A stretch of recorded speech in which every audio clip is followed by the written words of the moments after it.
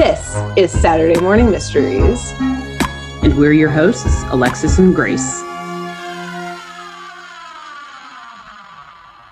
Hello, everyone, and welcome back to another episode of Saturday Morning Mysteries, where we are your hosts. I'm Alexis.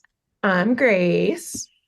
And it is Grace's turn to tell us another episode, her last episode, actually. Yes. The one and only, the one-hit wonder, the mind-boondoggling, abstract avant-garde show, Jabberjaw.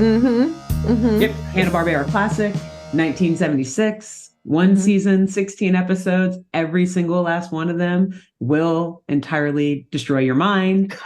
That's a punch. Yep. And we've been enjoying it. So, Grace, I'm going to hand it over to you because I can't wait to hear how you wrap up your part of the episode arc of this wonderful show. Yeah. Yes. So today I am doing, season 1, the only season, episode 12, the Bermuda Triangle Tangle.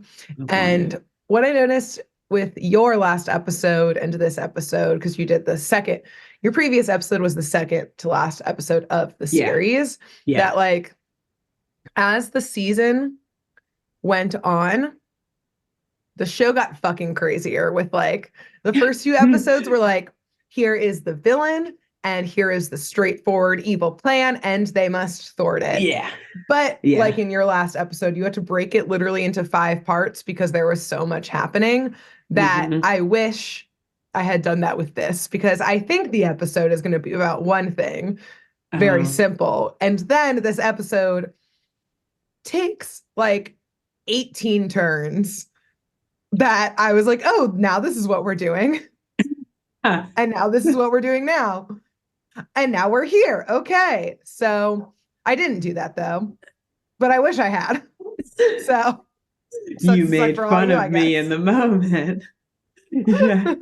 You were like, wow, you did more than anything. And more than anything, any feelings that you felt projected from me was jealousy that you had the forethought to do that, to organize your episode, because I didn't. And this one instead is simply everywhere. Everything everywhere, all at once. That is what that movie, Jabberjaw, is what that movie is actually inspired by. Yeah, exactly. Yeah. How could this show not be multidimensional? Honestly, that would explain so many things if it was. Right? You know, we both just had a realization, like, can that just be our cop-out? Can that be the thing that we use just to explain how all of this makes sense? Oh yeah, it's a multidimensional show. Yeah, don't worry about it. That's why there's no streamlined government, because every dimension, in some dimensions, maybe the city council negotiates hostage deals. Yes.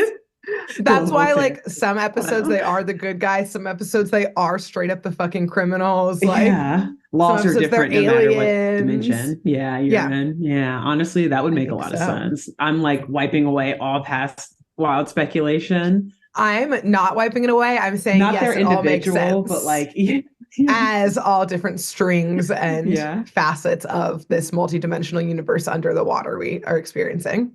That's the easiest way to just write your way out of a bad plot line. It's it's a different universe. It's a multiverse. It's fine. Yeah, they woke up and it was all a dream.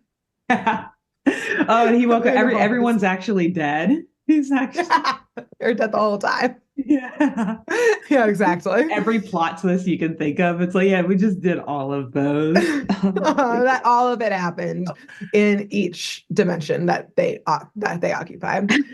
So cool. Yeah, I'm glad we established that, because yes, this episode twists and turns nonstop, but not in a plot developing way. Again, in a this is what's happening now type of way. So I will get comfortable.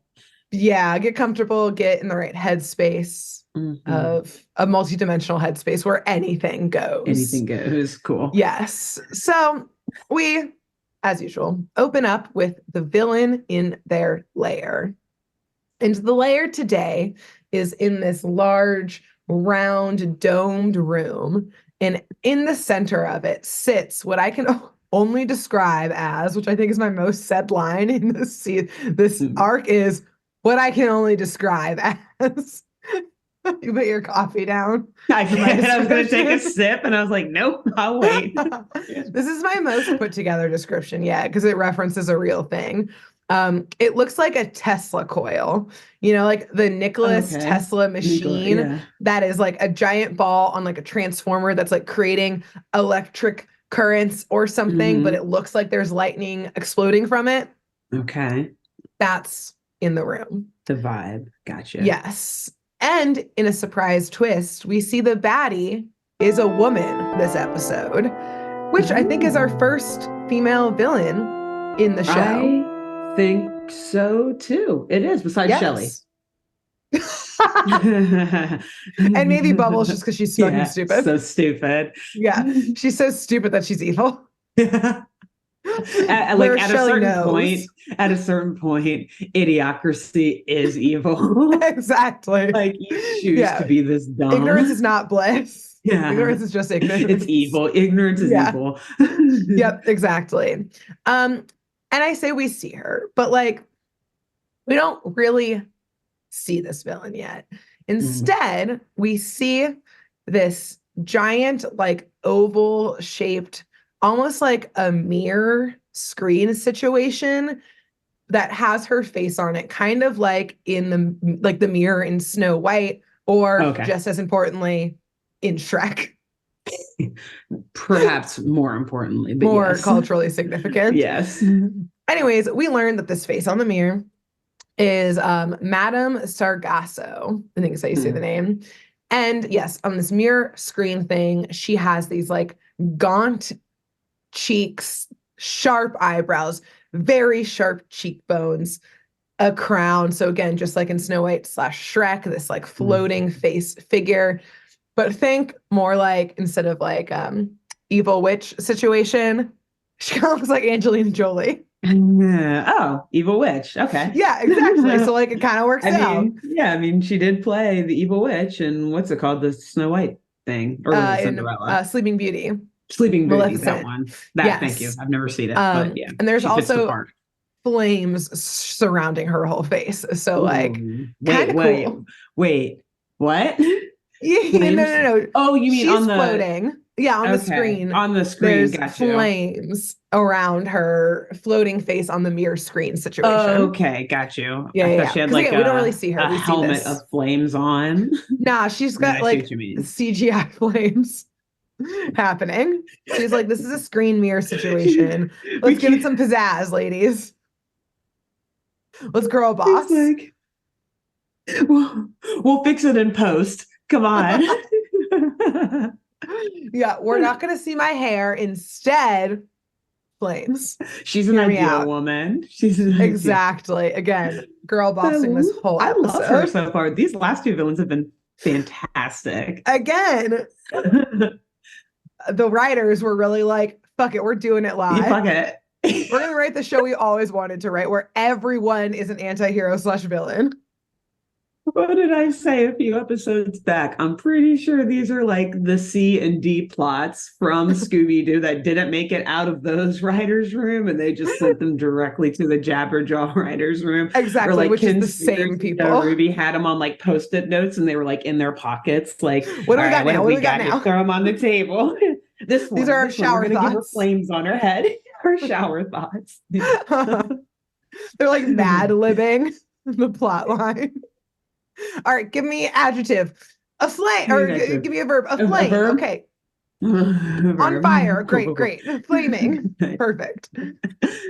So Madame Sargasso is laughing on this screen as she is watching on yet another screen. They're very techie in the year 2076. She's basically watching a live stream, a live feed of a boat somewhere out at sea that suddenly gets surrounded by like an orb of zapping electricity and lightning bullets. And we see in the middle of the ocean this happen, and then suddenly with one big strike of lightning, the boat zaps out of existence. Oh. Yep. And we hear Madame Sargasso laughing, saying, "Ah, yes, another vessel dead in my domain." So, okay, this is what she's up to, I guess. You know what? Hey, still Girls like gotta do her. what a girl's gotta do. Good for her. Good for Good for her. her. You know what? You can't become a girl boss without stepping on a couple toes, you know? Right, Not in this right. society. A couple skulls, perhaps. Exactly. Yeah. They call her bossy, but Yeah. really, she's just a boss. It's just her job. Get over Yeah, it. exactly. Mm-hmm. But we don't hear her plan in a surprise twist like we usually do up front. And yes, get ready because there are many new surprise twists, as I said, in this episode. So instead of hearing her grand villain plan, we join the Neptunes on a cruise liner, an actual cruise ship, though, this time, not yeah, that they seemingly have tickets on. We don't see tickets being checked, but we also don't see them working in the galley like in previous cruise ships. They snuck on that ship somehow. Yeah. They snuck on. There's no way. Yeah. Yes. I mean, we do establish very immediately that Biff set this up. So yes, I believe you are correct. Mm-hmm. We're not sure how they got on it. And actually, but they're on it. I do have a point to that in one moment. But first, I need to tell you something that has nothing to do with the plot of this episode. But I'm telling you personally this to bring you personal joy, which is that Shelly is bossing Jabberjaw around, telling him to get her like a sunbathing chair for the deck, which has like, a big bubble dome on it. And so he's taking too long. And she's like, fine, you dummy, I'll do it. And she tries to unfold the chair and absolutely like fucks it up and gets like tangled in it. Her head is like popped through the back. It like snaps her in half. She got like an arm sticking out here. Like her back is like all crooked and that kind of stuff. Yay. So like karma happens for you in this moment. Yay! That does bring me joy. Thank you. It's infectious. Yes. I love it. In the air. It's in the air. She deserves it so bad. Also, she's probably like, what is this alien technology? This folding she can chair. Steal weapons of mass destruction, but cannot unfold a simple. Yeah. She can steer a massive human device. Mothership. Yeah. This folding chair does not This archaic human savage technology.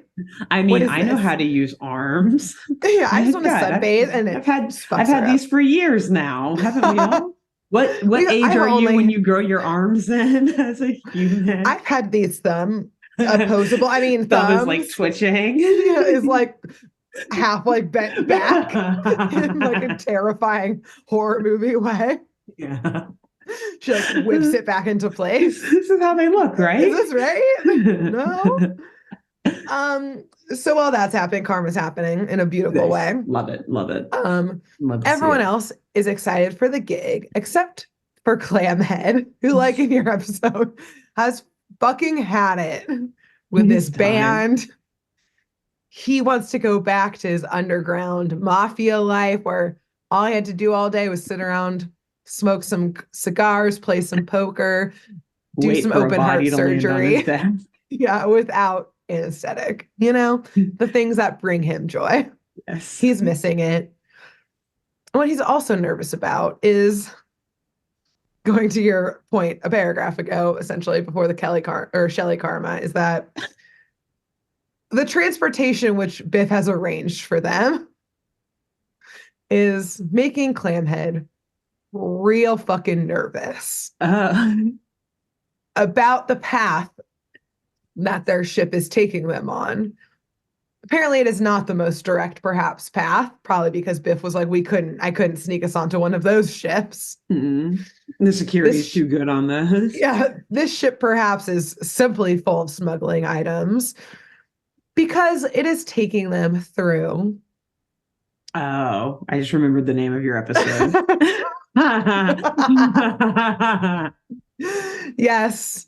It is taking them not only through the Bermuda Triangle, but the exact path that Clamhead, who is currently reading the front page of a newspaper that somehow they got on this ship, a paper that has the headline, "Another vessel disappears mysteriously in the Bermuda Triangle," and we see a picture of the ship that we saw moments ago get zapped into oblivion.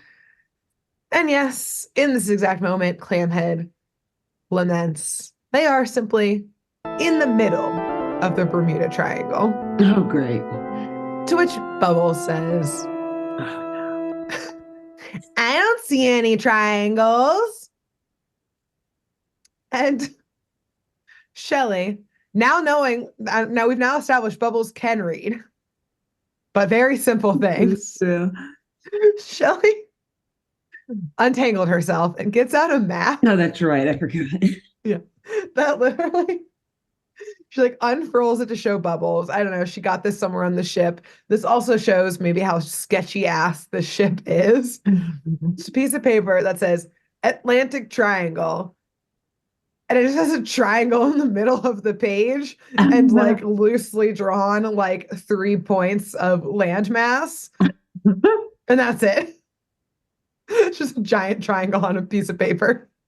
And she's like, this is where we are. We are here as a little star. Oh, God. And yes, she goes on to tell Bubbles that, yeah, hundreds of ships have mysteriously disappeared right here without a trace. So, like, thanks, Biff. Yeah. And again, Biff is look like, into that before getting the tickets. And Biff's like, no, I did. That's why they were so cheap. Yeah, that's why we didn't have to pay for them at all. We just signed some liability papers of if we mysteriously go missing, we gave them our bank account information just in case. You know, our next of kin. Normal, yeah. Was written down on this, so it's fine. You guys, I made you sign them last week. You didn't see that? You didn't read that? It was like 30 pages. Why didn't you read it? All of Clamhead's lawyers looked at it, and Clamhead did not sign it, but he still got on the ship because they didn't care. They're like, yeah, another body, let's go. Bubbles thought it was a map, so she's just like, we are here. Just put a star on it. They're like, great, that you don't, people actually don't look at what signatures look like. Great. They don't. Yeah. Sounds good. That's true. So in a very actually clutch moment for these writers, but perhaps a little too late to save this show. Cause again, this is the 12th episode out of 14. Like they should have put smart stuff like this in the episodes 1 through 11 to like, not wait until the last 25% of the season. Yeah, to be like, let's put a genius connection. Yeah. This is award-winning writing. Too little too late here. But I'll still give them credit where credit is due. Because if you remember our villain, Madame Sargasso, I think I say it differently every time because I don't remember how they say it. Whatever, you know who I'm talking about. Is named after the Sargasso Sea, which is a part of the Atlantic Ocean that is bound by 4 currents, and one of the points of the Bermuda Triangle sits at the fringes of this sea, overlapping in part with the sea that actually exists in the world. So I was like, the writers actually looked up the Bermuda Triangle and wrote something relevant. That all the times they couldn't afford to go to the library and do research before, it's because they blew it all on this library trip. They had to like check out this trip. Or actually the only real knowledge they have is like conspiracy knowledge, not like hard facts. They're like, we know everything about the Bermuda Triangle. We can tell you everything about that. Sargasso Sea? For sure. That's a great name. Yeah. And I will say, I really thought about doing a like intense deep dive into the Bermuda Triangle and all the conspiracies. But this episode is so long and so jacked up that keeps getting weirder and weirder that I'll just give a TLDR that the Bermuda Triangle, for those who somehow don't know, is an urban legend about the region of the Atlantic Ocean that, yes, forms a triangle between some land masses where a number of aircrafts and ships have disappeared, apparently under mysterious circumstances. And according to Wikipedia, the first articles theorizing about the existence of the triangle was only in 1950, which I thought was pretty interesting. I didn't realize it was that recent, at least in like, at least in like written popular culture, I guess. Yeah. So go have fun with that on your own time because now is not the time. So Enjoy that. Finish Go this read episode that first. whenever you can. Yeah. Yeah. So, yes, as Clamhead announces this, yeah, and Shelley then digs out the map. Everyone else does kind of join Clamhead on being like, wait, actually, this is pretty fucked up, Biff. Like, Yeah, what yeah, are you you didn't doing? look at this. And Jabberjaw, though, in his usual, air boxing move, is like, you guys don't have to worry about it. I got you, baby. I'm tough. I'm here. I'll fucking beat up whatever is mysteriously taking away ships in the middle of the Bermuda Triangle. I He can tends fight to say ghosts. that right before. Let him swing at me. I can do it. Yeah. He tends to do that right before he messes something up. Or right before, like in this episode, the actual horror comes and he immediately Yeah, cowers he's like, oh. because moments later, from above a ship, or not from above this ship, a dark billowing cloud appears and it starts echoing with a deep laughter. And from this dark cloud that we also see some sparks of electricity starting to go through it, we see, still surrounded by flames, Madame Sargasso's face appear in the clouds. And without explanation or giving time for reaction, although we do see the crew of the ship starting to fucking panic and like trying to start steering away as the Neptunes are like, uh-oh. Looking at Jabberjaw like, you go fight a cloud? You said you'd protect us. Go for it, man. It's like fight a face in Galactus a up cloud? there. Yeah. Like, go get it. You can swim out there. Take care of this. Wait, yeah, that's right. They're underwater. Wait a minute. There's a dome over the ship that they're in. But it also just struck me, the cloud, and then also, is it still technically the Bermuda Triangle, like at underwater? Like, is it still like, do subs go missing from the Bermuda Triangle, or is it just planes? The ocean and boats? has borders. Yes. The Bermuda Triangle can be everywhere under the ocean. I thought that schools of fish lined up to prevent passage through. You have to check the little fish customs agents checking their papers. All right, you can go through. You can go. I guess my question really is: are subs believed to have gone missing from the Bermuda Triangle too, or is it only stuff above, like water level and above? I would assume, not being a Bermuda Triangle lorist, I would assume yes, because I think part of it is like, and we never recovered the ships that sank or aircrafts that sank. Like no one can find them in the water. And that's totally why it's missing. Mysterious. Okay. Yeah. So I think, if they sink, they somehow still float to the bottom and disappear along the way. Got you. So it's probably a Kraken. That's I mean, we're about to find out what it is. Yeah. Okay. Go ahead. So, it's Sargasso. Yeah, exactly. And we see in what is the next step of like, oh, before we just saw a ship zap away in electricity, but for some reason she wanted to do a personal touch for this ship. And we see from her dark cloud, again, her face is in it, the flames are still around her. The cloud simply bursts into flames as well. And from these flames, we see flame like tendril arms come out. Her face is still in it, like a kraken. I was gonna say, is she a kraken? But like a flame kraken. Oh, that's terrifying. And she I love this woman even more now. This is great. She's the best. Again, she's like, in the workplace, men can get to the top by doing the bare minimum. They can just zap a ship out of the air. Me, a woman, I have to go above and beyond every time. I'm a whole ass firecracker. I literally have to zap my face into a cloud, set it on fire, turn into a fucking firecracker, reach out, which is what she's now doing with her tendrils, and draw the ship towards her slowly but surely. And then while it's in her flaming tendril clutches, then zap it out in a flash and it zaps out of existence. I can always watch this episode. Oh my gosh. I have to go above and beyond.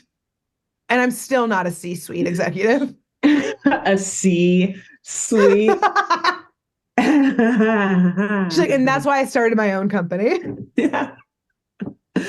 Madame Sargosa's Bermuda Triangle tours. Exactly. So Ship recovery operation. Ship death operation. Yeah. We love to see it happen. Women supporting women out here, you know? Love it. Breaking the glass ceiling, breaking the water ceiling. Yeah, breaking that dome on every ship and Yeah, letting them the drown water in dome. her tenderly flames. Yeah.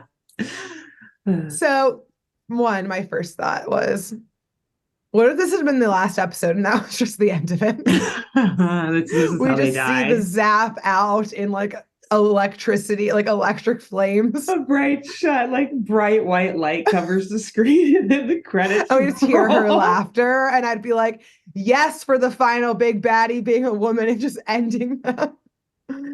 Imagine that, and then but it's followed by the Jabberjaw like outro music, the end credit music, but it's like a sadder version of it. With just like some flames at the bottom of the screen. They're like, yeah, we ran out of ideas. This is it.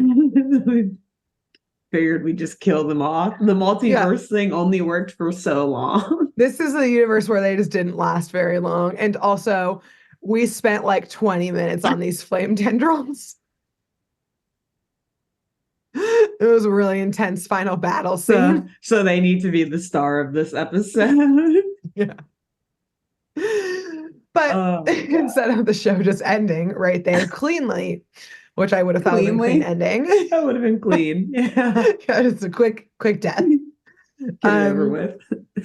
Instead, in another, now we're here and this is happening. Oh, no. Oh my God. Cut to. I need to get a tissue. I'm crying too much. The ship reappearing in like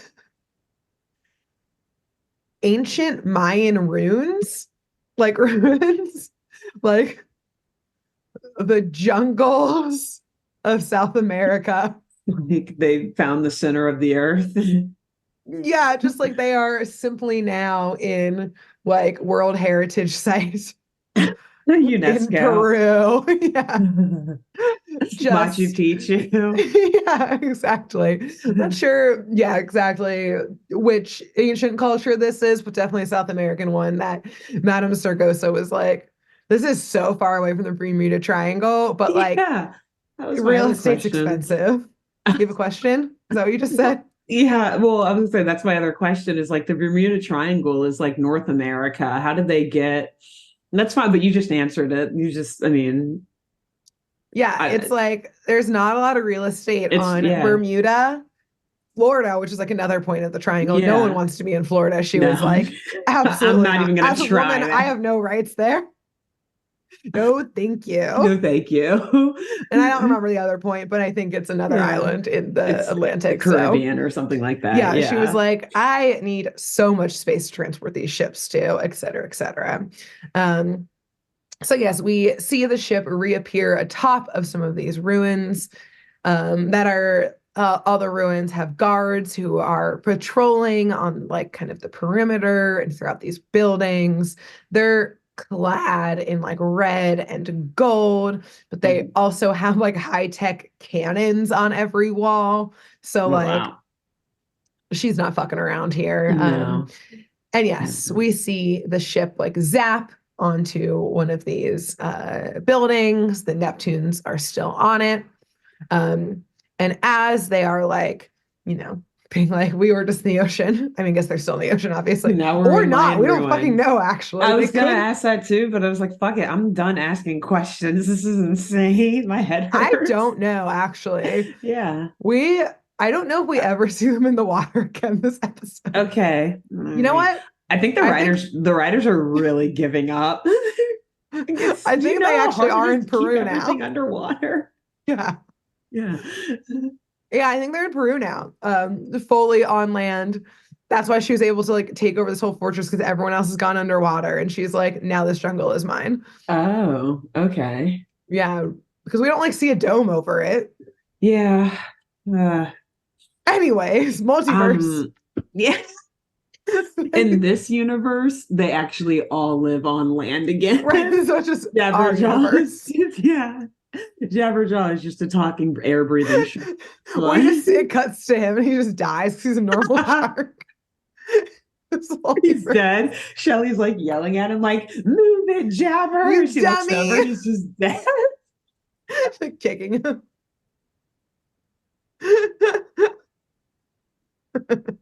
Again, it would have been a clean ending if they cut him off before they got to Peru, but I guess not.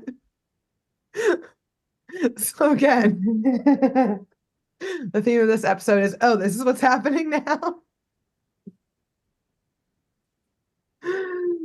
Fully tears, tears. Great. So okay.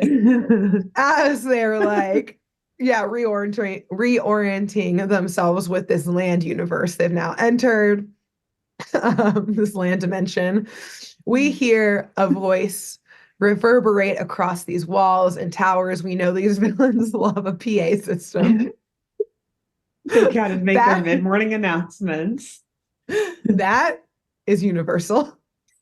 And that's in they love PA systems in every universe. It's efficient. Yeah. It's friendly. It saves time. It saves time. It has dramatic flair. Exactly. And so this one especially does, as the PA announces that to this whole ship, and again, throughout all the towers. And in some of the towers we see that it's more morning announcement style of her face appearing on screens with flames and all, that you are all now the prisoners of Madame Sargasso, whatever it is. Understandably, the gang freaks out about this. They basically make a run for it. The guards go after them. Small chase scene ensues. Obviously, they don't know where they're going. Jabberjaw is like, what is this gravity situation? How do I use my feet? Wait, I don't have feet. I can't function under the pressure of not being under the ocean. I'm going to smush and die. But they start booking it into the jungle surrounding these ruins. But ever watching, because there is an air of 1984 in this universe as well, that Sargasso sees all. And we see a screen in her lair that was watching the Neptunes make their escape.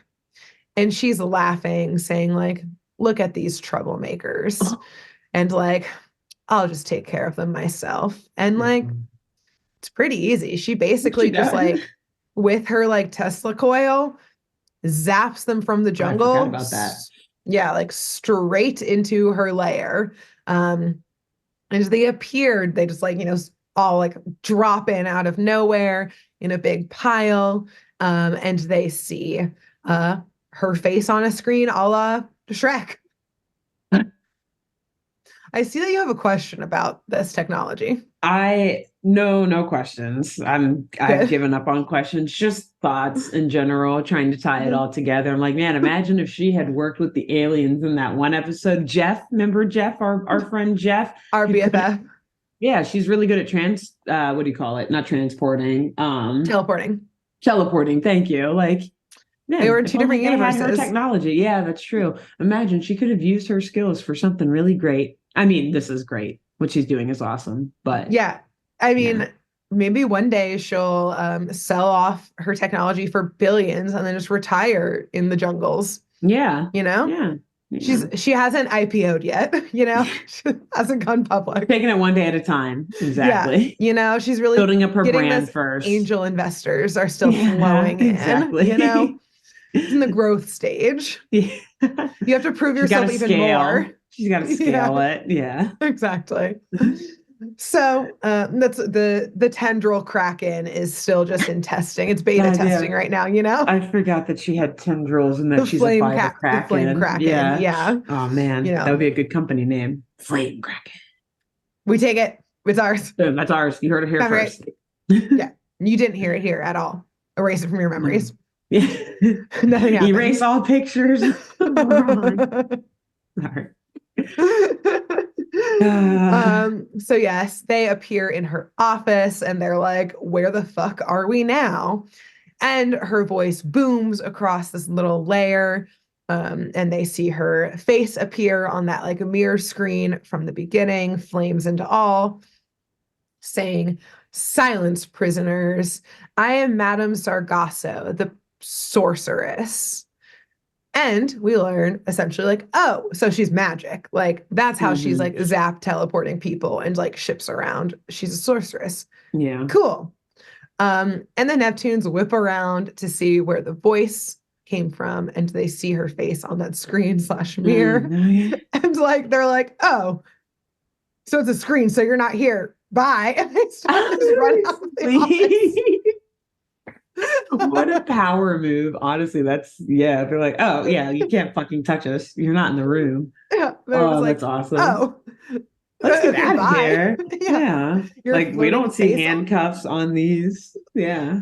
Yeah, and even if we did, we could just hop out of here. Again, you're not here. You're a face on a screen. So like, she's girl, like, I didn't think about that.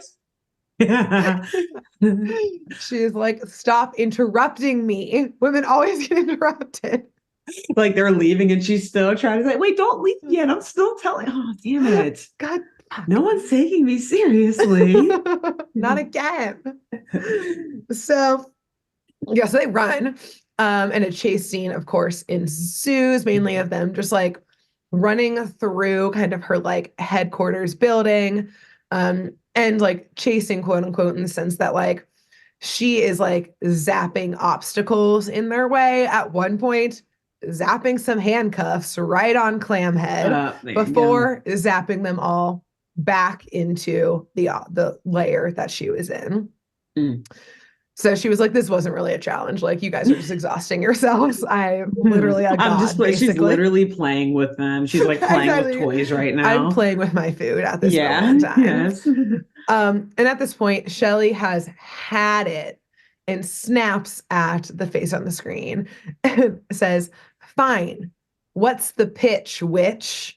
Which originally I typed, what's the bitch, witch? I misheard it slightly and I was like, what? Oh, whoops. Okay. But like, also would have been something that Shelley absolutely would say. Would have said, bitch witch. She would have said bitch witch, absolutely. Yeah, for sure. Because she can 100% relate. Yeah, exactly. She's like, I'm the only one. Yeah. But the Madame Sargasso snaps back at Shelley and shouts, insolent child, I am no witch. She is a sorceress. It is different. Get it right, Shelley. Yeah. Use my proper title that I have earned. So I think every witch has these fire tendrils. Please, that's sorcery and black magic that gets you that. God, Shelley. Get it? She's an alien. She doesn't underend. She's still learning. Yeah, she's like, I have to learn all this shit too. God, she's like, what dimension are we in now? Shelley's really like, look, I'm focused on under the water takeover. You can have this land. I don't want my people can't breathe air.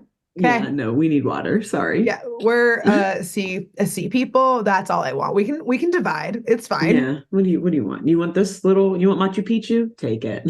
Great, cute. Okay, let's go. All the land. Great. Above the sea, it's yours, girly. Sure. Yeah. So Madame Sargasso goes on to explain that, yes, she is a sorceress. And specifically, she has electro-magical powers. But to contain these powers, her like power basically must be continually fed to stay like alive and powerful. And we see one of her guards walk in and go to the like Tesla coil, which we put together is like the source of her powers. She draws her powers from this.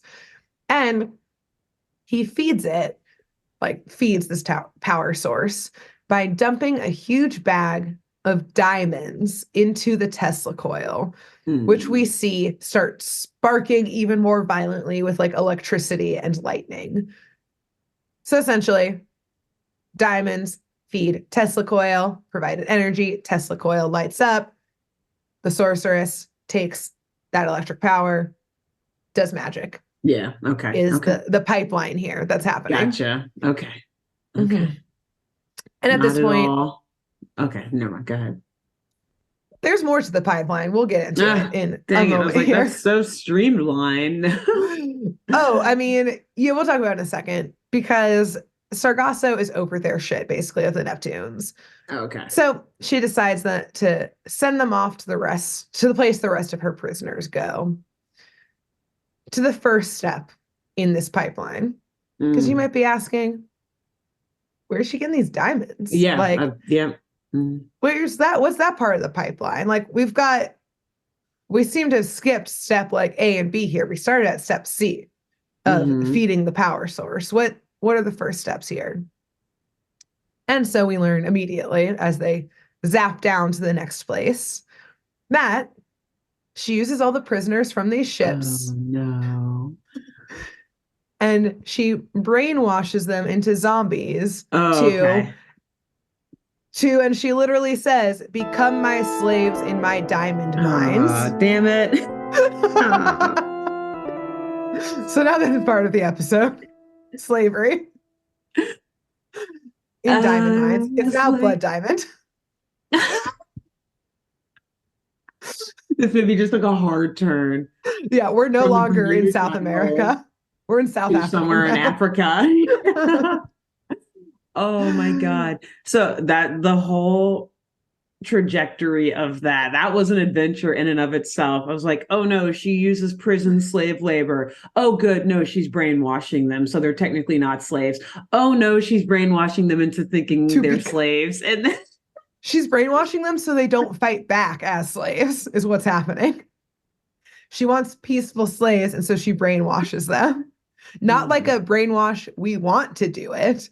A brainwash like don't make like a lobotomy. Yeah, like, exactly. Yeah. You are just bodies now doing what I say and listening to me.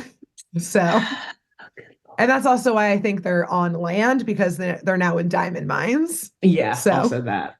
Yeah. I don't know if those exist underwater. Actually, they might be underwater, but it doesn't matter. Whatever. Different universe. Don't think about it. Don't think about it. Yeah. Yeah. And yes, before they can protest, indeed, they zap down into the diamond mines, which again, maybe now they're in a country in Africa. Like she can zap, she's zapping all over the world. We've established. Yeah. She can do anything she wants. This woman. She does it all. They would make the woman villain want diamonds.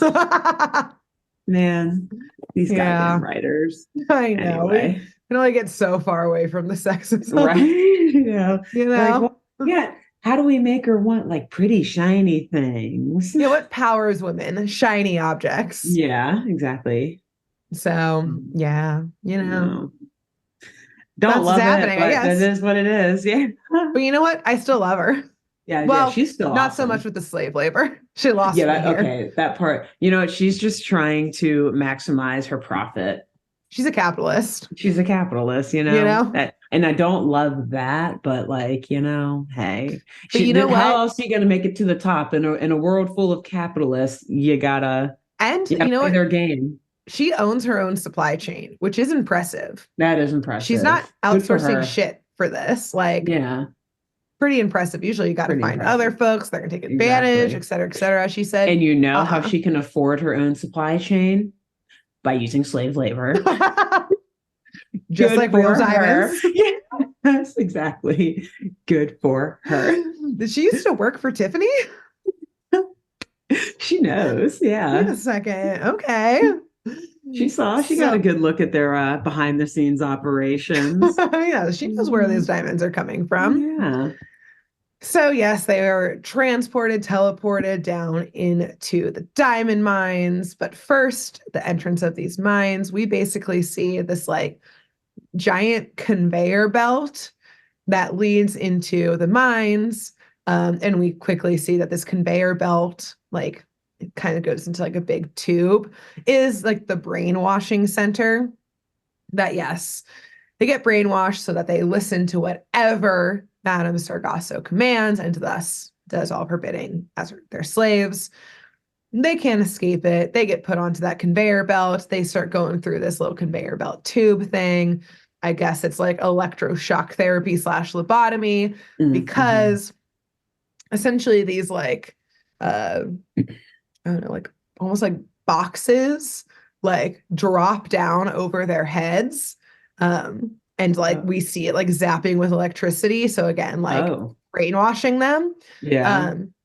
But in this moment, and yet another twist of this episode, finally, freaking finally, being a 15-foot great white shark comes in handy. Because none of these tiny human-sized head boxes fit on this fucking great white shark. Yeah. So, at the end of the chamber, Jabberjaw has not been brainwashed. He's like, not again. I've been brainwashed once before. I'll never do that again. Right. He has like something else implanted in him that can't be overwritten by other brainwashing. His like first code is stronger than this code, essentially. Yeah.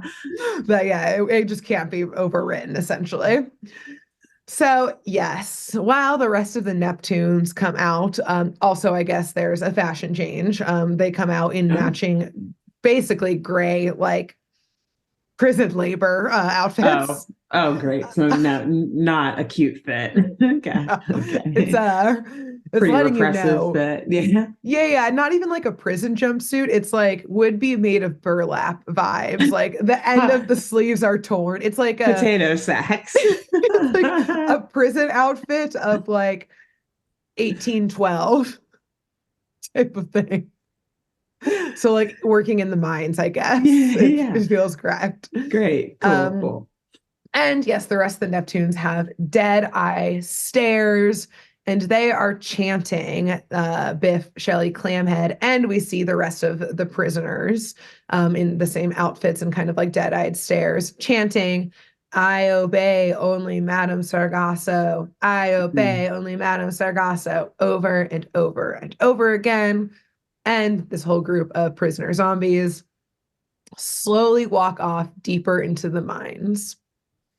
And Jabberjaw, thinking quickly, also acts like he's a zombie. So not drawing attention to himself, more than being a great white shark. But, acting like he's brainwashed. So like, great. Now we just have someone super strong in our minds. Yeah. And he does that until he kind of goes off with the gang. They're kind of in their own corner of these diamond mines. And the rest of the gang has gotten to work doing the mining, which the way it's done is all of the walls of these mines are actually very beautifully like drawn / painted. It like looks like a galaxy of like blue, grays, and like black with like glinting dots everywhere, as if the diamonds are simply there already processed, ready to go. Just pluck and sell. Well, in each work area, there's simply another conveyor belt, and all the Neptunes have to do is stick a shovel into the wall and dump what they find onto the conveyor belt and diamonds. But Alexis. Oh no, you didn't even give me time to finish processing that. Now what? Even as these brainwashed zombies who have no free will at this point, they are simply brainwashed prisoner zombies. One of them is so dumb. She doesn't have a brain to wash. They can't even be brainwashed right. Because, yes, Bubbles, we see for every pile of diamonds that her companions put on the conveyor belt, she scoops them off the conveyor belt and flings them back at the wall.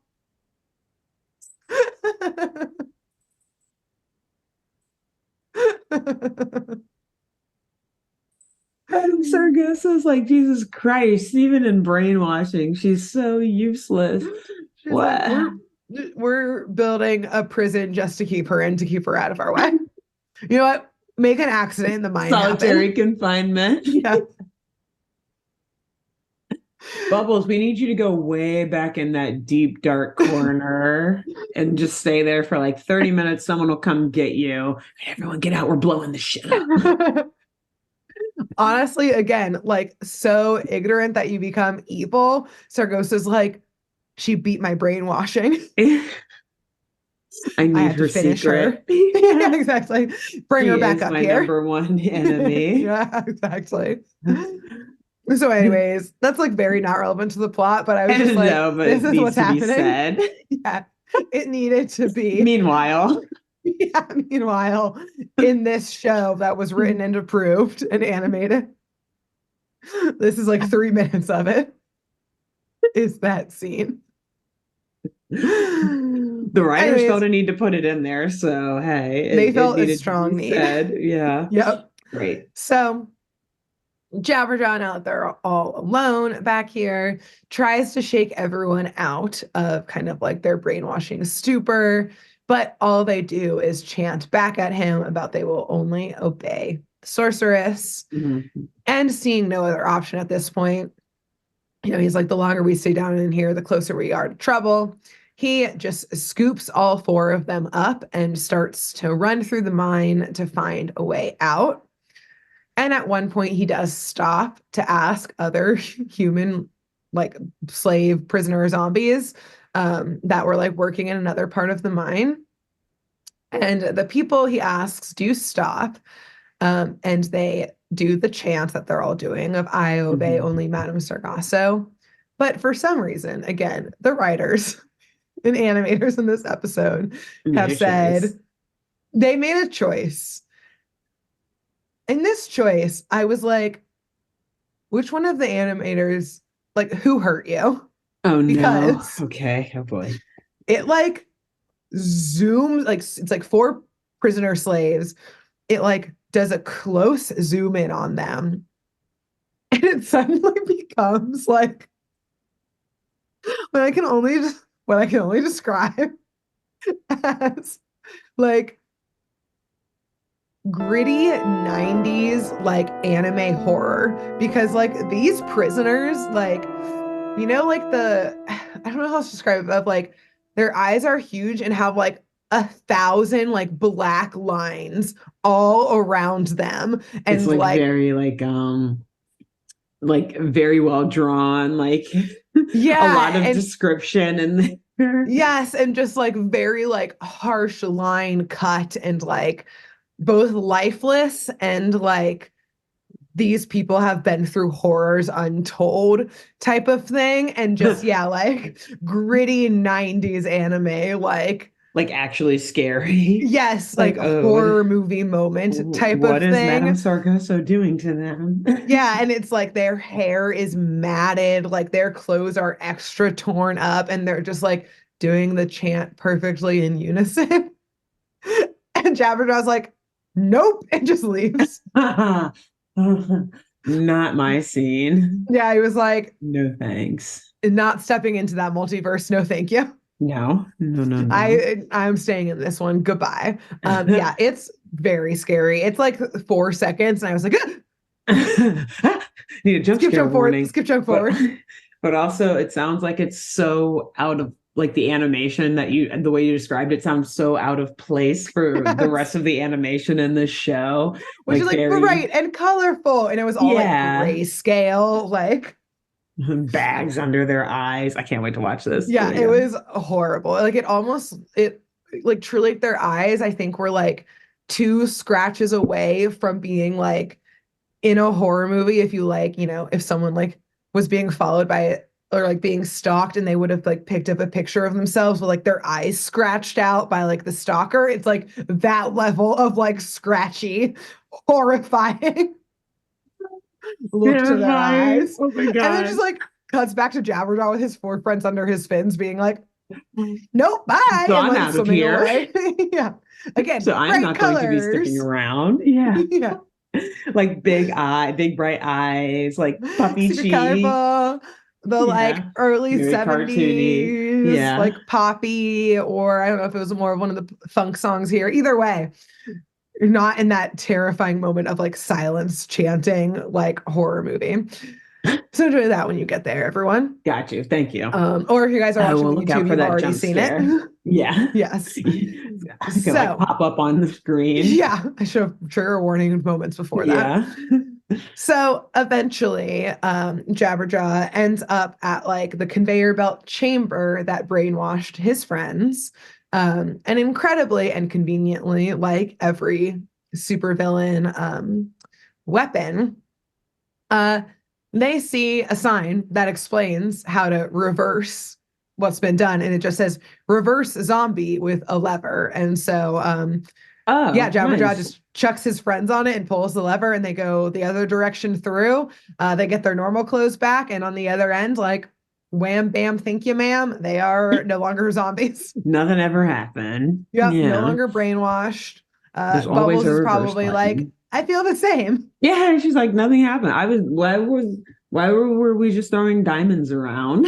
Yeah, those guys were scary, weren't they, She has like Jabberjaw? every recollection of it. Yeah, exactly. Like, man, that was crazy. Thanks for doing that, Jabber. That was great. And Yeah, I so had no anyways, clue. what are Yeah. you guys up to? Yeah. But yes, like I mentioned before, Madame Sargasso is essentially Big Brother.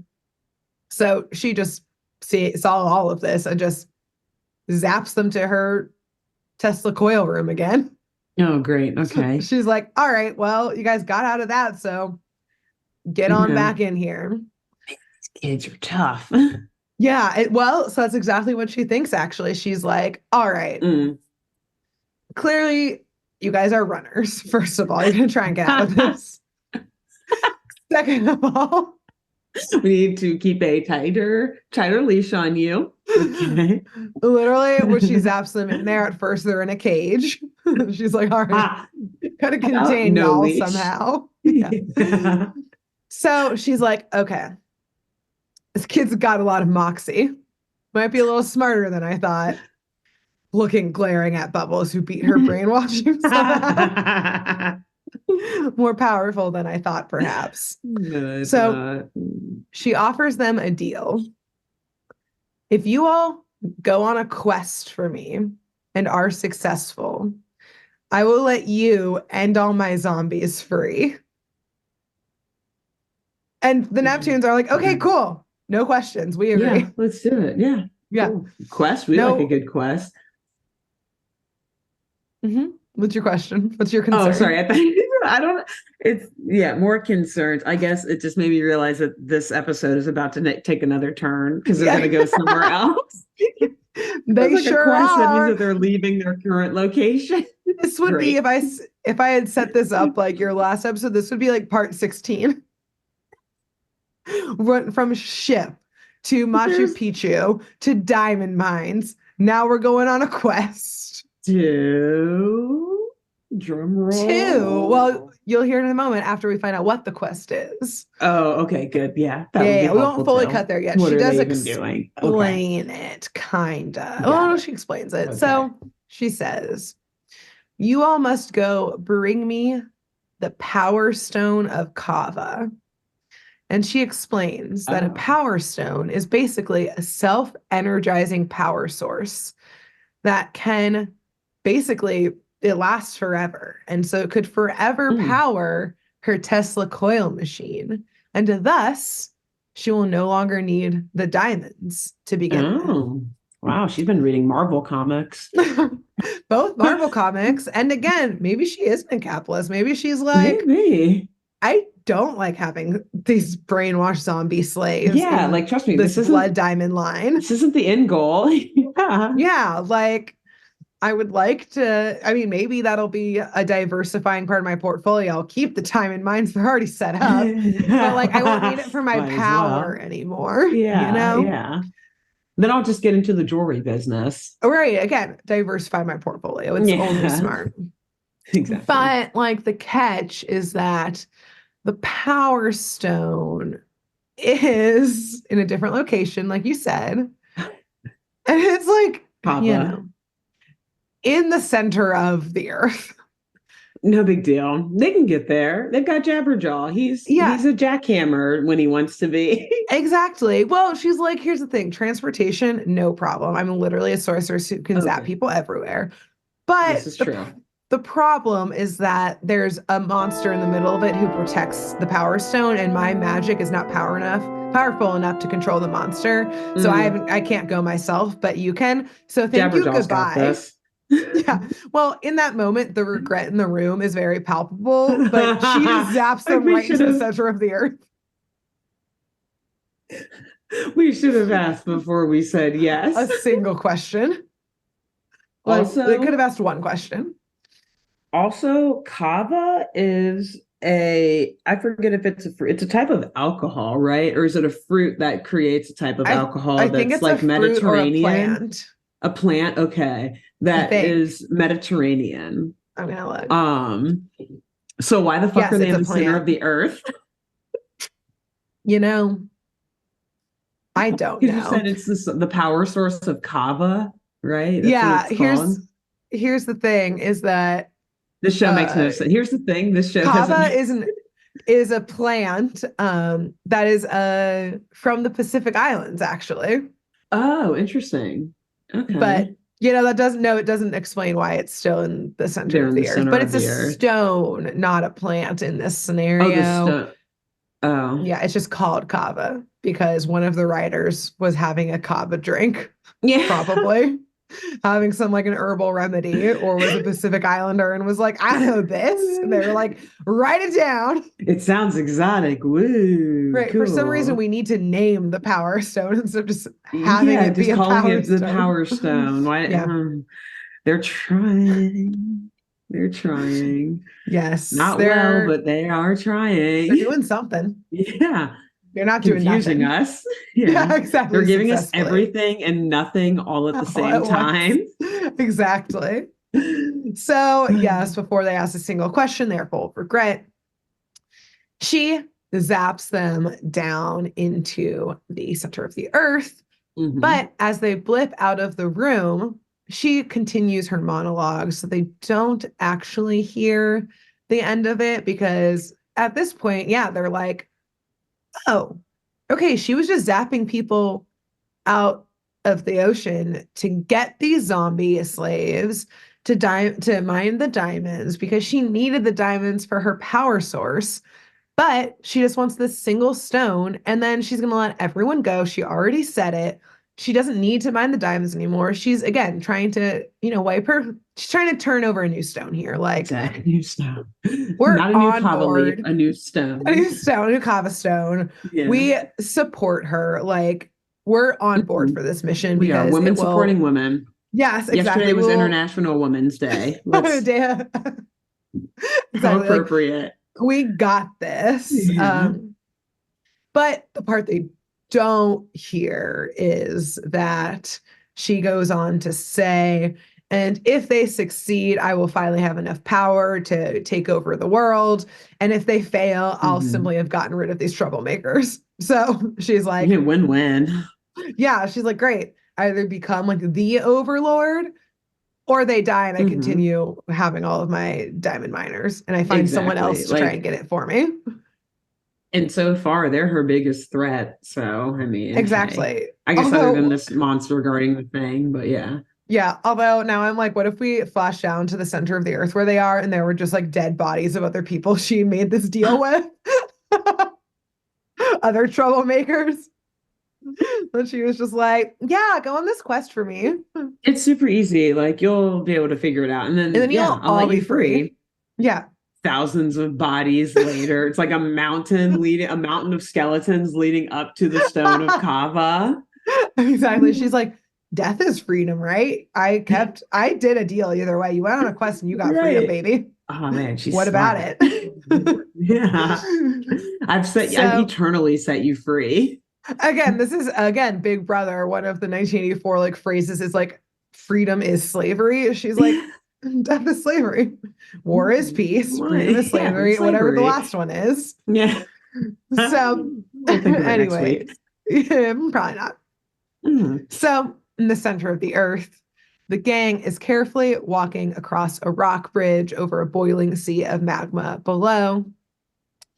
And again, that boiling sea of magma, probably where all the dead bodies are just, that's why there's no skeletons piled up. They've just all been tossed into the magma and burnt and melted away. Nice. So there's actually 5 times as many as we think there are down there. Exactly. Most of them have melted and burned. Yeah, they're just only making the lava stronger. Yeah. The flames intensify with every skeleton that falls in. Yeah, we like hear the screams of the souls and et cetera, et cetera. Well, it just sounds like the bubbling of magma. And like, it's like pretty easy to find the power stone. It's like they just walk across the bridge and it's like around a corner. And Clamhead just looks up and he's like, oh, it's probably that glowing stone on like the top of the spire, a rock spire right here. Like, that's probably it. Yeah. So Jabberjaw is like, cool, y'all work on climbing up there. I will keep my eye out for the monster, which is not very hard because literally they just turn around and this monster is literally right there. And it's this like giant sea dragon creature that's a cyclops.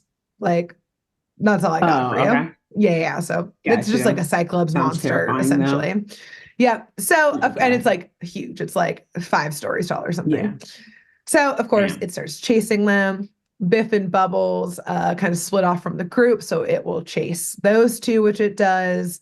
And Jabberjaw, Clamhead, and Shelly are like, cool, they can be the bait. We'll go get this stone. But it's at the top of a huge spire. How are they going to get there? You know, as usual, Jabberjaw transformed himself. Not into like a ladder or a plane, but into a trampoline.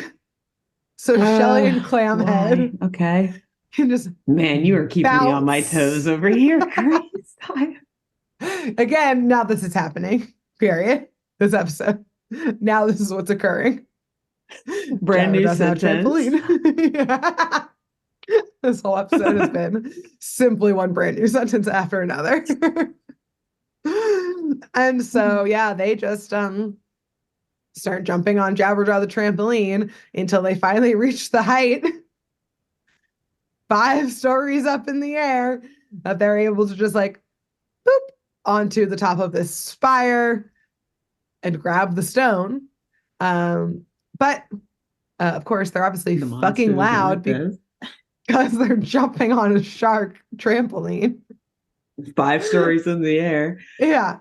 So the monster immediately runs back to them. But luckily, just in the nick of time, Shelly and Clamhead are able to like clamber off this spire and run away with Jabberjaw, rejoining with Biff and Bubbles. But the monster is still chasing them. And they get to the stone bridge, but it has collapsed at this point. Oh, yikes. That's bad. And a few things happen here, both in my head and in the show. Okay. 1, in the show, and in a complete moment of shock for me, because it's a moment of a through line of this show.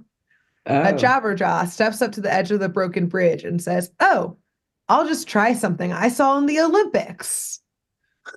And if, dear listeners, you recall, in Australia, perhaps? In Australia, we joined Jabberjaw competing in the 2017. He's an Olympic champion. Olympian. It's just like casual fun fact about Jabberjaw. Yes. And he took some notes clearly in his multi-events that he won gold in. Mm-hmm.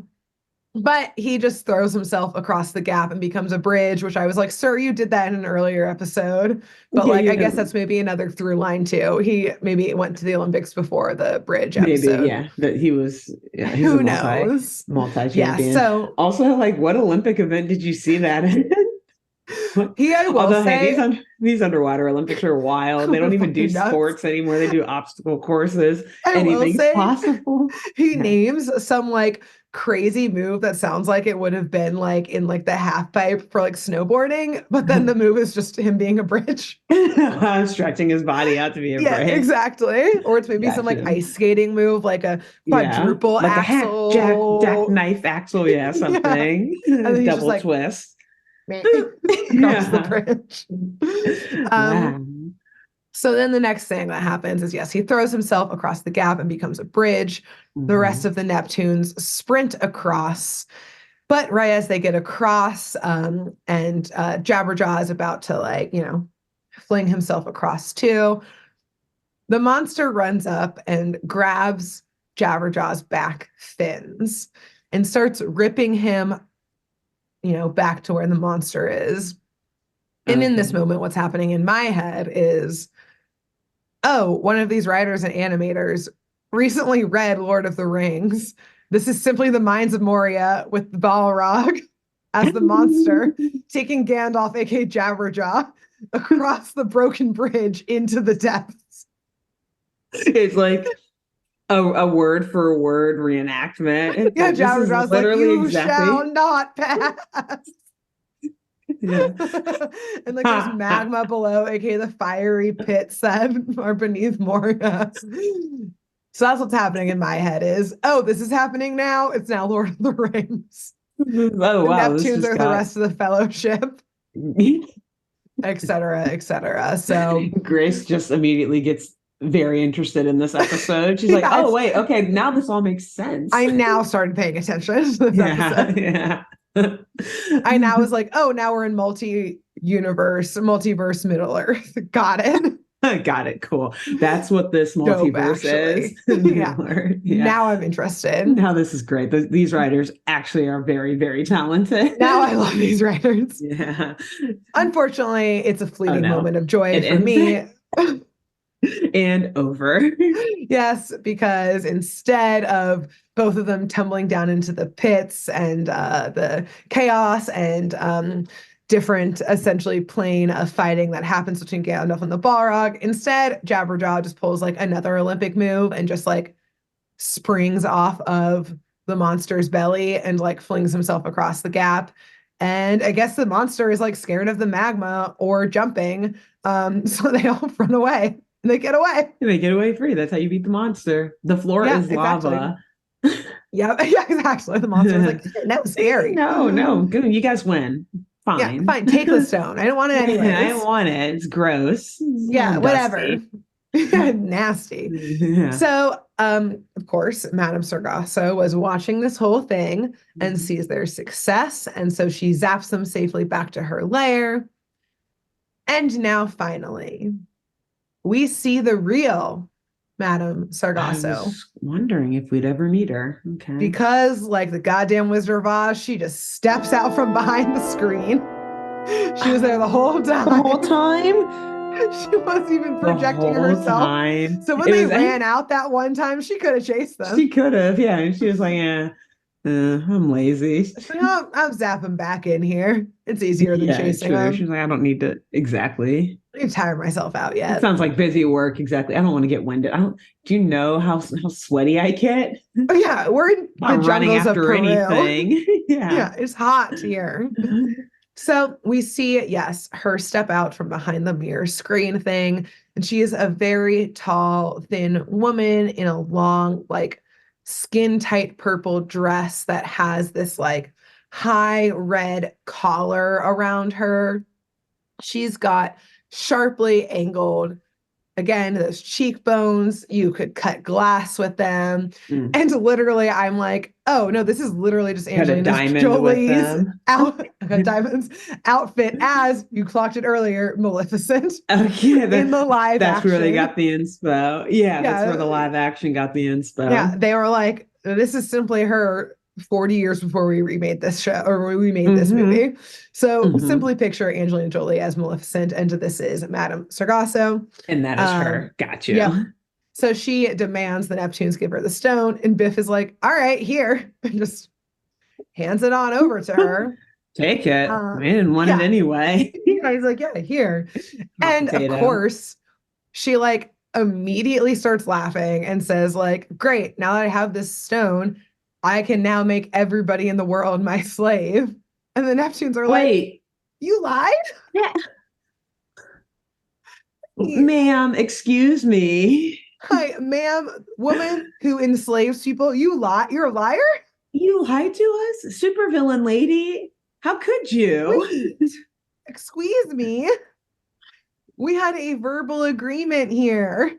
Yeah, you told us though that you wouldn't do the bad thing if we did the other Yeah, bad thing for you, ma'am. yeah, ma'am, blood diamond lover. You did a bad thing. Yeah. We thought we could trust you. Which yeah, she is literally just like, yeah, I lied. Obviously. Like, you She's like, I fucking didn't think you guys would idiots. actually believe it. Yeah. Yeah, she's like, I demanded the stone because I thought I'd have to like put up a fight, but you just like handed it to me. You just You handed guys it are to me. so Wow. dumb. Man, you guys are super stupid. Yeah, like wow, this was so easy actually. Thank you. Yeah. Thanks. But in a moment of being a little too power hungry, she throws her head back in laughter, at which Mm. point Jabberjaw just yoinks the stone right out of her hand, Oh, and they all run from the office. They've ran from it before. They know the way out. They they know the know. door. Yeah. They know the exit door. So yes, they zip zap out of there, making their way out of the ruins. Somehow they end up back in the mines. They perhaps enter another teleportation device. We don't know. We This, do see at one point, like down in the mines, that there is this like tube-like structure that, like, at first I thought was like an elevator out of the mines, but like it didn't keep going up. So that could be the teleportation device. That's what we're gonna go with. Okay. But they get down there or find their way down there, like, fuck, we're just deeper underground now. We're like more caught in her web. But they immediately start acting like the zombies to try and trick the guards so they don't immediately get recaptured. And they're like, well, okay, I guess step one is like, we should probably free all these zombie slaves. Like, that seems like a good thing to do. Yes, the moral and ethical thing to do. Like, are one of them deep down thinking, like, could we create a slave rebellion uprising? And like, that is how we take over?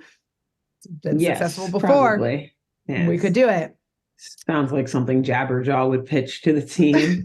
Exactly. Like, uprising. They're like, what? And he's like, what? What? What? So What? free them. Free them. Yes. Yes. This is what we should We are not going ethically to do. viciously murder our enslavers. Yeah, exactly. We're fine. But What? what? Yeah. Who said Clamhead? What are you Bubbles? Shut up, Bubbles. You're so crazy, Bubbles. She's like, I didn't say anything. And Shut everyone just up. believes Shut up, Jabberjaw. Bubbles. Yeah. Yeah, Bubbles, shut up. She's like, I didn't say anything. Yeah, sure. Anyway, that was a crazy idea. But they realize that the zombies, because they're brainwashed, only imitate Madame Sargasso, or only listen to Madame Sargasso. Oh, gotcha. Okay. And Bubbles is like, yeah, that's all they listen to. And she imitates the chant because obviously she was saying it earlier, like, I only obey Madame Sargasso.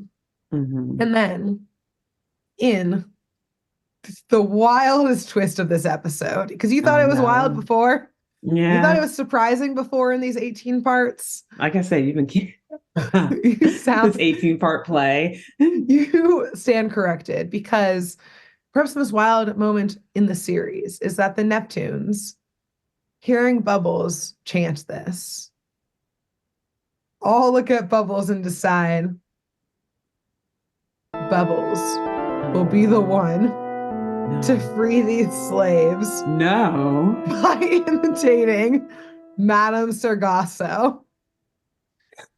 And we cut to, I guess, Shelley and Bubbles raided Madame Sargasso's closet somehow. And Bubbles is now dressed up like Madame Sargasso. And they're putting. Did you say she's like really tall or something it's like too? way too big on okay. her. Yeah. Okay. Yeah, Bubbles is so small. Like drowning in this dress. Yeah.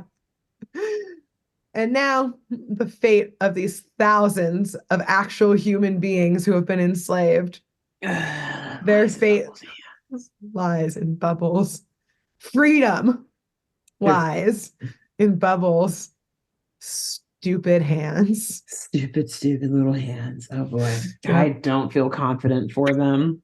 Again. At all. But the wildest decision they have ever made. Literally. Was to say, was her impression that good? No, it sounded like Bubbles. I only obey Madame Sagasso. I mean, at that point, you're better off having Jabberjaw do it because at least he's tall. Yeah, I mean, this just isn't going to work. Okay. All right. Okay. Good. So I guess Madame Sargasso had gone off to try and find the Neptunes because the lair is now empty. So Shelly shoves Bubbles behind the big screen and turns it on. So now Bubbles is, I was going to say broadcasting through via the PA system / morning announcements through all of these ancient ruins and down in the mines. And we see her face appear, flames and all, on the screen. Fucking looking like Bubbles. Yeah. She just has a kind of headdress crown thing on that Madame Sargasso had and flames. But you see some of her blonde hair. Bubbles does not have cheekbones that can break glass ceilings like Madame Sargasso has. No. She's the face of an idiot. Yeah. And an afro. And so Shelly doesn't have confidence. So Shelly, before she shoves her in there, was like, Bubbles, repeat every word I say, okay? I'll feed you the lines. But of course, we've established Bubbles is an idiot. So she is literally repeating every single thing Shelly says. So it's and giggling the whole time also. So yeah. Clearly, it's not working. Repeat after me. Yeah, so she's literally, she's like, okay, repeat after me. No, okay, yes, repeat after me. Okay, all of you zombies, no, you idiot, you dum-dum, all of you slaves, are free to go home. Because obviously Shelly's calling her an idiot during it. Yes, exactly. But whatever, the point gets across. She says, all of you zombie slaves are now free. And, they're brainwashed. They're not smart in this moment. It's enough. This seems like Madame Sargasso. There's an outfit over the PA system. Someone's speaking. Yeah, over our morning announcements are coming through. And it shakes them into from being brainwashed. We suddenly see the light return to their eyes. Literally everyone starts hugging and cheering and they start stampeding out of these mines. Oh no. Freedom now gotten, maybe murdering some guards on their way out. Probably slave rebellion. We hope so, honestly. Yes. But of course, Sargasso fucking heard the PA system. Yeah. She's like, there's a speaker right behind me. Yeah. So she zaps herself back into her lair and starts chasing Bubbles and Shelly, obviously. At this point, Biff, Jabberjaw, and Clamhead, who are still in the mines, transport back to Peru, I guess. They run out. Shelly and Bubbles are able to run out. They're all now running through the jungles of Peru here. And now they're all being chased. But yeah, this is now where they are. We're now in the jungle. We've left the building. We're literally in the jungle now. Every time you say they go somewhere else, I just shake my head I'm so fucking lost. Yeah. I'm like, what world, what universe, where are what country, why? And again, I think at the end, the writers were like, look, we've drawn all the jungle. Stuff. We gotta use it. Use this. We drew the mines and we have 4 episodes left. And I just when are we going to use myself? I just keep having to remind myself too that this episode started in the Bermuda Triangle. We've never gone back. Oh, we haven't gone back to the water. In fact, They never needed to even be in the Bermuda Triangle. I'm realizing now. I'm like, they just needed a story for why ships go missing and stuff there, but they never, I mean, the ship could have gone missing anywhere. She did. Keep going. Sorry. Anyway, Madame Sargasso is Mrs. Worldwide, you know? She is, you know. She's London, Paris, Tokyo, like where you want to go. She's Bermuda Triangle, Bermuda, Machu Picchu, the ancient ruins, center of the earth. Seen it all, exactly. Yeah, you name it, been there, done that, baby. Yeah, she has all the travel points and rewards. Exactly. So, of course, everyone is chasing the Neptunes. Madame Sargasso now is using basically a like device on her outfit. She's wearing like this gold belt that is literally she like can click a button on it and it literally shoots fireballs at people. Oh, wow. And so she's just setting, I guess, this jungle on fire, willy-nilly shooting fireballs away. Not a fan of that, but okay. Nope, we don't love it. Deforestation. Hate to see it happen. We do get a very funky, bluesy, guitar-heavy song to this chase scene, which I loved. Again, they spent all that budget on the soundtrack, and it was worth every penny. Yes. Yep. So during the chase, Jabberjaw kind of gets cornered by her, and they get into a tussle. Jabberjaw is able to rip off like the device on her belt and to shoot her and the guards with it. Like turns it around on Madame Sargasso and the guards. And similar to another episode, eons before SpongeBob did it, this device on the belt makes them mini. You just turn it upside down to Wumbo. The Wumbo mode. So yes, it goes Wumbo and it goes Wumbo. Yeah. You'd love to see it. Yep. So yeah, they just shoot them all. They become super tiny. They capture them. Like that's the end. That's the end of the episode, except thank God. Our final scene is the Neptunes back on the cruise liner they were originally on, playing a gig on the cruise liner. Okay. For all of the now 3 zombie slaves. Slave miners. Who are now miners. Getting a show as they, I guess, transport back to their lives, their families who have been missing them for 30 years, et cetera, or more. Presumed dead. Some of them get to walk into their own funeral. Remarried, yes. Remarried with kids, grandkids. Exactly. Some of their loved ones have all died at this point. They've been gone for so long. But at least they get a show by the Neptunes. And I don't know, they probably robbed those mines. I hope. Yeah. On their way out. Those diamonds were ready, they didn't need to be processed. Yeah. They were there. So now that's the end. Wow. Yeah. Good job. Great job, honestly, because somehow you made the unthinkable make some kind of sense. Truly was like, oh my God, great. A Bermuda Triangle episode. I get to talk about the Bermuda Triangle for like 10 paragraphs. How fun will this be? And then I watched the episode and I was like, there's no time. They were hardly less than 3 minutes there. Yeah. Like 2 minutes tops does this have to do the Bermuda Triangle. Like, who would have thought that an episode called, it's the Bermuda Triangle, what? Tangle. A side note on that in a second, but who would have thought that an episode with Bermuda Triangle in it would primarily take place in Machu Picchu? Yeah, and have blood diamonds. Yeah, who would have thought? And that's so funny that this was called the Bermuda Triangle Tangle, because there's an episode of Scooby-Doo called A Creepy Tangle in the Bermuda Triangle. Again, these are the same writers. Exactly. And voice They're actors recycling and shit. Producers. Yeah. This absolutely proves your point. Yes. Yes. And again, they were like, all right, everybody, empty your pockets. Yeah, we've drawn the cell animation of Machu Picchu. I can't wait to watch this and see if they use the same animation from the Bermuda Triangle too. Yes. I mean, I was simply shook at this episode of where it went. Again, twists and turns that I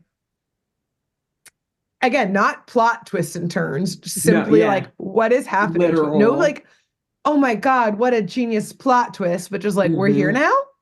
Yeah. We're here now. Oh, now we're here. Yeah. Oh, now there's a giant underwater Cyclops monster. Yes, but not underwater because we never returned to the water. Right. Yeah. Were we ever underwater? Now are we now in Middle Earth?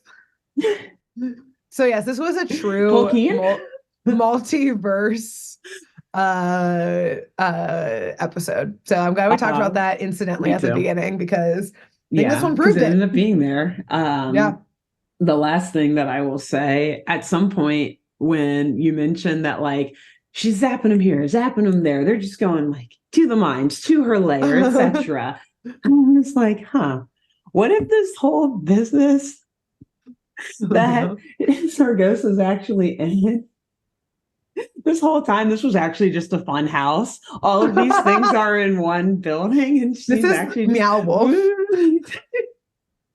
Yeah, this was the original Meow Wolf.